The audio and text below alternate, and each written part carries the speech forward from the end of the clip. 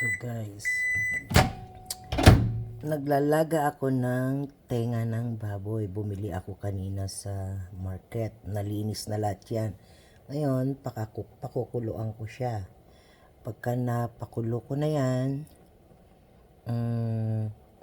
iluluto ko yan. Lagyan ko lang ng asin na konti. Tapos ilalagay ko yan sa air fryer para magiging crispy. Tapos isasawsaw ko yan ng suka na may sili. Ayan. Palalambutin ko muna siya. Ayan.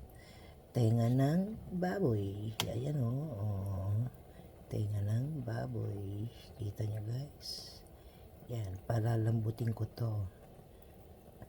Ito, pangalawang kulo na niya kasi tinanggal ko yung unang tubig. Itong pangalawang kulo na tubig. Ayan. Ang tenga ng baboy.